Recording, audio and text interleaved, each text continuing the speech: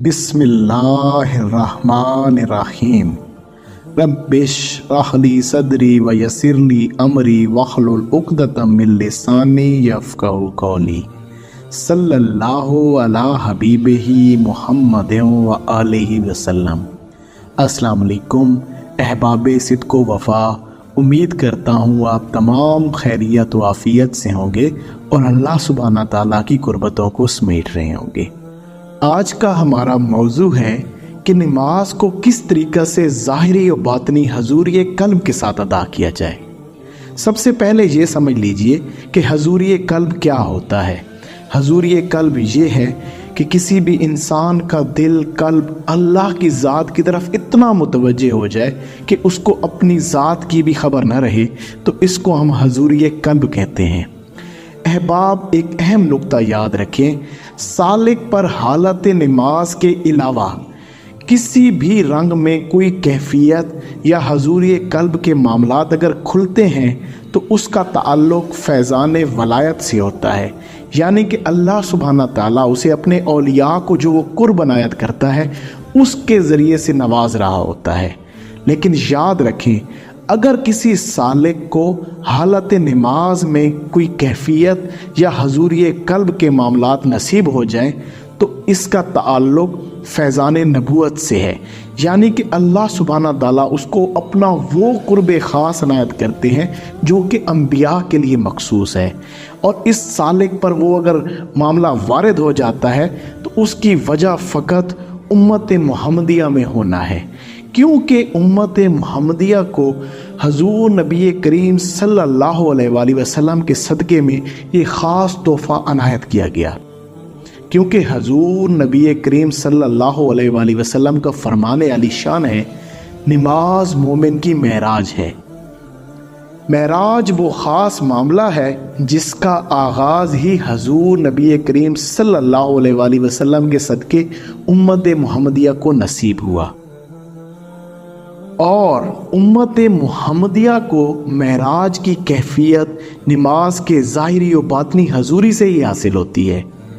آج آپ احباب کے ساتھ وہ کامل طریقہ شیئر کرنے کی ایک سعادت حاصل ہو رہی ہے جس پر اگر آپ نے عمل کیا تو انشاءاللہ ضرور حضوری قلب کے معاملات آپ کو نصیب ہو جائیں گے، اور نماز کی حقیقت کو پا کر روح بھی وصل معراج کی کیفیتوں میں گم ہو جائے گی۔ ظاہری و باطنی حضوری قلب والی نماز ادا کرنے کا طریقہ کار درج ذیل ہے۔ اول وقت میں کامل طریقہ سے وضو کر کے نماز کی جگہ پر پہنچ جائیں، اور حضور نبی کریم صلی اللہ علیہ وآلہ وسلم کا یہ فرمان مبارک یاد رکھیں کہ نماز مومن کی معراج ہے۔ جیسے حضور نبی کریم صلی اللہ علیہ وآلہ وسلم جب معراج مبارک پر تشریف لے گئے تو دنیا کے تمام معاملات آپ کی ذات مبارکہ کے لیے روک دیے گئے۔ تو یاد رکھیں کہ نماز سالک کی معراج ہے، نماز مومن کی معراج ہے۔ تو آپ بھی جب نماز میں کھڑے ہوں گے تو اللہ سبحانہ تعالیٰ آپ کے بھی تمام دنیاوی معاملات کو روک دے گا۔ آپ دنیاوی معاملات کی فکر چھوڑ دیں اور اپنے تمام معاملات اللہ سبحانہ تعالیٰ کے سپرد کر دیں۔ اس معاملہ کے بعد نماز کو شروع کرنے سے پہلے تصور کا درست کرنا بہت ضروری ہے۔ کوشش کریں اللہ کی ذات کو اپنی قلبی آنکھوں سے دیکھنے کا تصور کریں۔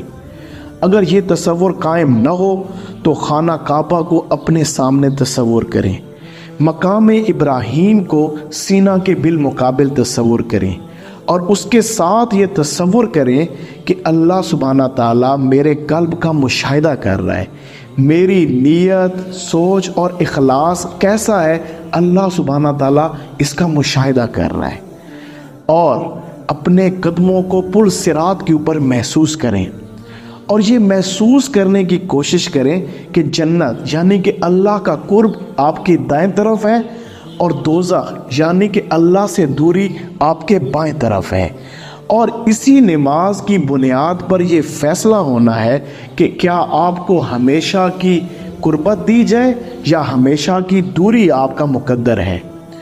ملک الموت آپ کے پیچھے کھڑا ہے اور یہ آپ کی زندگی کی آخری نماز ہے، اور یہ تصور آپ نے پوری نماز میں قائم رکھنا ہے۔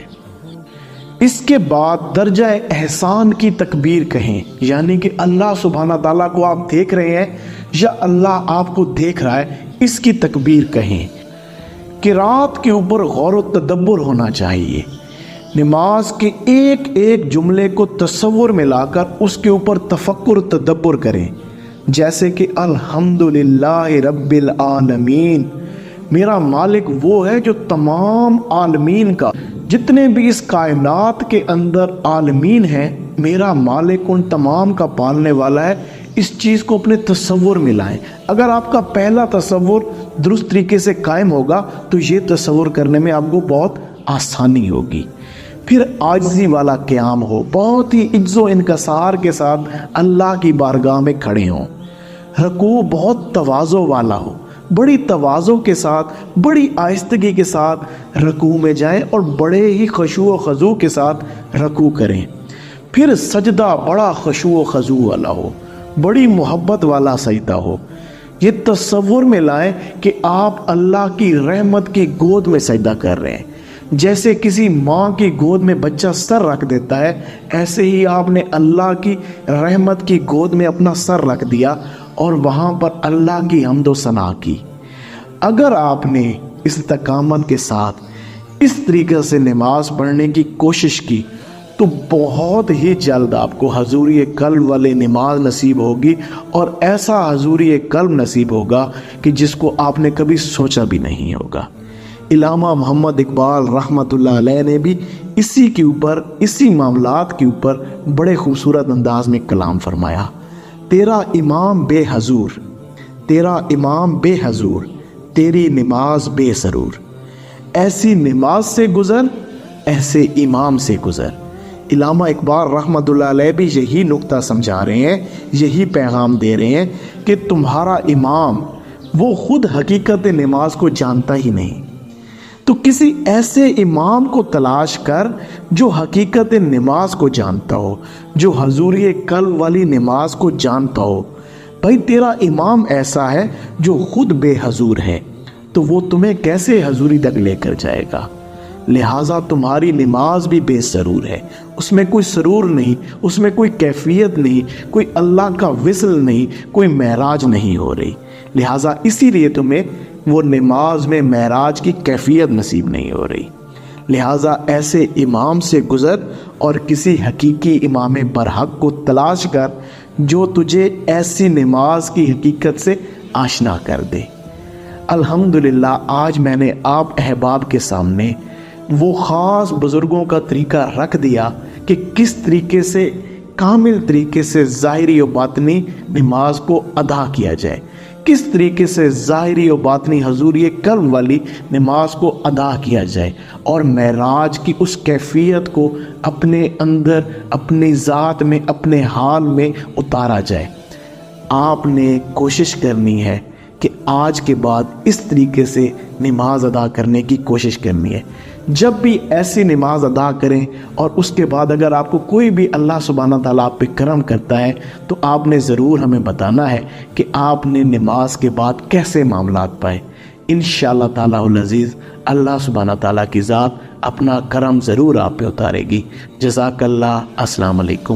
اچھی بات کو سن کر دوسروں تک پہنچا دینا صدقہ جاریہ ہے۔